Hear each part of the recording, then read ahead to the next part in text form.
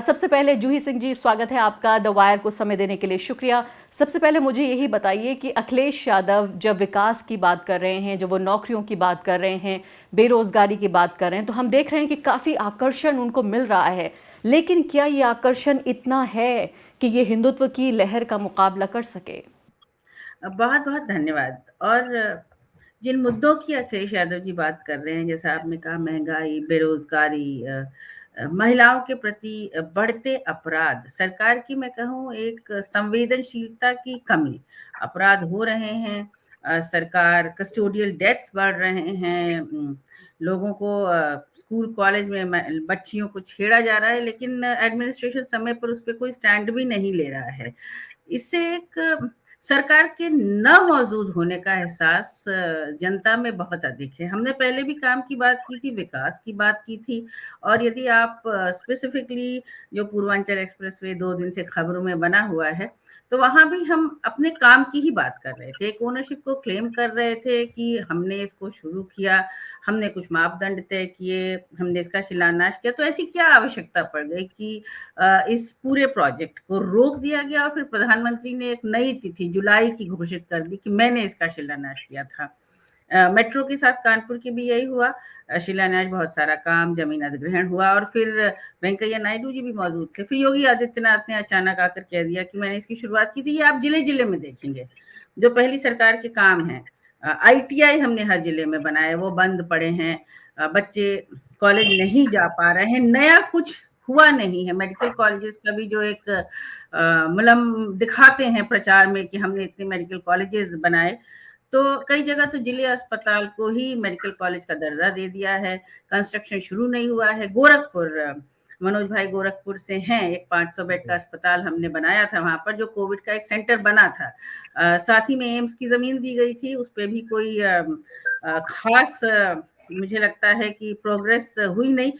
एक चीज जरूर योगी आदित्यनाथ के राज में हुई है कि जो हमारी स्ट्रीट लाइट्स हैं उन पे वो जो झालर है वो लगा दिया गया है, जिससे कि एक कृत्रिम रोशनी या जगमगाहट हमें दिखाई दी, जो बहुत कुछ छिपाने की कोशिश करती है।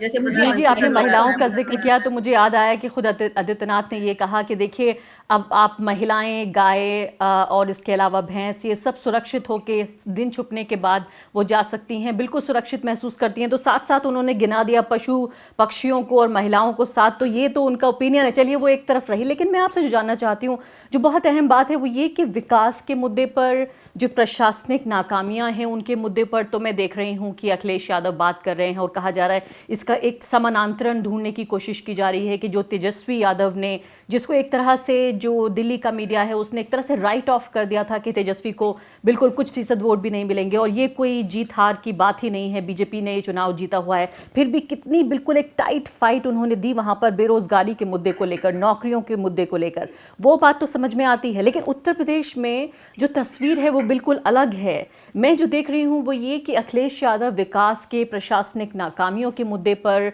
तो मुकाबला कर रहे हैं, टकरा रहे हैं योगी आदित्यनाथ से, लेकिन जो एक कंजर्वेटिव परिभाषा है हिंदू धर्म की, जो हिंदुत्व को लेकर जो पूरी बात हो रही है, उस पर जो कांग्रेस पार्टी जिस तरह से स्टैंड ले रही है, आपकी पार्टी में थोड़ा झिझक है इसको लेकर? आरफा जी, क्योंकि वो हमारे लिए कभी मुद्दा नहीं था। हमारे लिए हमेशा जो समाजवादी पार्टी के लिए, आप किसी भी धर्म के हो, आपका ये व्यक्तिगत मुद्दा हो सकता है। हम हर धर्म को सेलिब्रेट करते हैं, तो शायद कभी भी ये सेंटर स्टेज हमारे लिए नहीं था।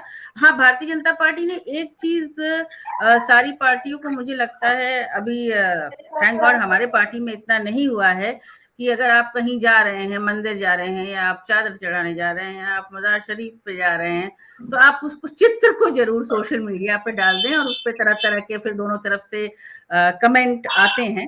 तो मुझे लगता है कि नई राजनीति का ये हिस्सा है, लेकिन चुनाव जो है वो विकास पे होगा। जनता बहुत मुखर हो गई। समाजवादी पेंशन योजना, हम लोग 55 लाख महिलाओं को अगर अकाउंट में पैसा भेजते थे, तो महिलाएं अब ये पूछ रही हैं, जो मैं पिछले, मैं नहीं कहूंगी कि मैं बहुत बड़ी फेमिनिस्ट हूँ या महिलाओं पे मैंने बहुत बड़ा काम किया है, लेकिन जब से मुझे महिला सभा की जिम्मेदारी मिली है, कम से कम मैं 1.5-2 महीने से ईस्टर्न यूपी में घूम रही है, और वो पूछती हैं कि क्यों हमारा पैसा बंद किया और हमारे खाते में क्यों नहीं पैसा आ रहा है। हमारे पास के सरकारी स्कूल जो हैं वो बंद कर दिए गए। पहले जो स्वेटर, जूते, मोजे, जो लोग अब समझने लगे थे कि हमारा अधिकार अधिकार है, हमारे बच्चों को मिलेंगे। सरकारी स्कूल में एक वर्ग के बच्चे इसलिए भी जाते थे कि वहाँ खाना और वहाँ पर इस तरह की सुविधाएं मिलती थी, वो भी बंद हो गई हैं। दवाई मिल नहीं रही है, जो पर्ची फ्री मिलती थी वो पर्ची फ्री नहीं कट रही है। तो एक जमीनी सुविधाओं का अभाव और उनका मैं कहूँ कि कोई विस्तार नहीं हुआ योगी आदित्यनाथ में। तो मुझे लगता है कि एक सीमा होती है जब आप जनता को केवल प्रचार से, केवल बड़ी बड़ी बातों से बहुत रिझाने की कोशिश कर सकते हैं। जैसे कि पूर्वांचल एक्सप्रेसवे पे कल अगर फाइटर प्लेन्स या प्रधानमंत्री उतर रहे थे तो लोग ये भी कह रहे थे कि इसका हमारे कुछ लोग थे, एक तो बसों में बढ़कर भीड़ लाई गई, तो क्यों आपका जिलाधिकारी, आपका एसडीएम जो है वो ट्रांसपोर्ट की बसेस अक्वायर करके प्रधानों को इस्तेमाल करके भीड़ लाए। क्या हमारे प्रधानमंत्री में अब वो जिसको कहते हैं एक बड़ा चार्म जो हुआ करता था, वो अट्रैक्शन नहीं रहा कि लोग खुद आ जाएं। लोगों को तो खुद आना चाहिए। फाइटर प्लेन्स उतर रहे थे और फाइटर प्लेन्स उत्तर प्रदेश में पहले भी उतर चुके हैं। जूही जी कई बार ये कहा गया कि भाई जो MY फॉर्मूला होता था वो तो परास्त हो चुका। देखिए हिंदुत्व के आगे पहले जो है वो अल्पसंख्यक कंसोलिडेट होते थे और उनका पोलराइजेशन होता था, पार्टियां चुनाव जीत जाया करती थी। अब देखिए हम अपीजमेंट की कोई पॉलिटिक्स नहीं करते, अपीजमेंट पॉलिटिक्स खत्म हो गई है। अब जो है वो बहुसंख्यक समुदाय का पोलराइजेशन होता है, उनका कंसोलिडेशन होता है। और इसीलिए जो जिसको कास्टिस्ट पॉलिटिक्स कहा जाता है, यानी कि वो लोग जो कि पिछड़ों की पॉलिटिक्स करते हैं उनको कास्टिस्ट कहा जाता है, अगड़ों की पॉलिटिक्स वालों को नहीं, कि उन लोगों की पॉलिटिक्स खत्म हो रही है। और खासकर उसकी एक महत्वपूर्ण वजह जो कि खुद ज़मीन पर नज़र भी आती है वो ये कि जो पिछड़ी जातियां हैं उनका भी एक तबके का भगवाकरण हो गया है। अंग्रेजी में कहें तो उनका सेंसिटाइजेशन हो गया है कि वो अपनी जाति की पहचान को नहीं बल्कि धार्मिक पहचान ज़्यादा प्रभावी हो गई है। और यही वजह है कि उत्तर प्रदेश में ये मुश्किल लगता है कि नॉन यादव OBCs अखिलेश यादव के लिए वोट करेंगे। आपके लिए बड़ा चैलेंज कौन सा है? बड़ा चैलेंज क्या धार्मिक ध्रुवीकरण है, एक तरफ भाजपा की तरफ होता हुआ नजर आ रहा है, या आपको लगता है कि पिछड़ी जातियों में का जो भगवाकरण हुआ है वो बड़ा चैलेंज है? आरफा जी, भारतीय जनता पार्टी और मैं कहूँगी कई गैर जिम्मेदाराना लोगों के प्रचार की वजह से मुझे लगता है कि धार्मिक ध्रुवीकरण की राजनीति उत्तर प्रदेश में खत्म हो गई है। लोग तंग आ चुके हैं। आपकी जिंदगी के छोटे छोटे मसाइल हैं जिनमें एक गांव जहां कभी आप सोच भी नहीं सकते थे कि दो धर्म आपस में भिड़ेंगे, वो भिड़ जाते हैं क्योंकि बेरोजगारी है। हमारे युवा वहां रह रहे हैं, उनके पास कोई काम भी नहीं है, तो हर मसला जैसा कि आपने कहा आइडेंटिफिकेशन का मामला हो जाता है। अब वो राजनीति बहुत कारगर होगी नहीं। भारतीय जनता पार्टी केवल प्रचार की राजनीति करती है। अब पिछड़ों की बात आई तो मैं कहूंगी कि समाजवादी पार्टी में बदलाव आया है और इसके अलावा कि हम अन्य पार्टियां जो पिछड़ों को रिप्रेजेंट कर रहे हैं, चाहे वो ओम प्रकाश राजभर जी की पार्टी हो, चाहे महान दल हो, बहुत सारे ऐसे चेहरे और ऐसी आवाजें समाजवादी पार्टी के अंदर से भी मुखर हो गई हैं जो हमारे विभिन्न प्रकोष्ठों को रिप्रेजेंट करती हैं। जैसा सिद्धार्थ जी ने आपसे पहले भी कहा, राजपाल कश्यप हैं, वो लगातार यात्रा कर रहे हैं। व्यास जी गौड़ हैं, अनुसूचित जाति प्रकोष्ठ के अध्यक्ष हैं और मैंने उनको पहली बार सुना और मुझे एक्चुअली खुद भी जब उन्होंने बोलना शुरू किया तो मुझे खुद भी शर्म आई। बहुत सारे अपनी जो प्रिविलेज्ड चीजें जिसको हम समझते हैं कि हम बिल्कुल ओन करते हैं, उसके अलावा बाबा साहब अम्बेडकर वाहिनी का गठन हमने किया है, मिठाई लाल भारती उसको हेड कर रहे हैं।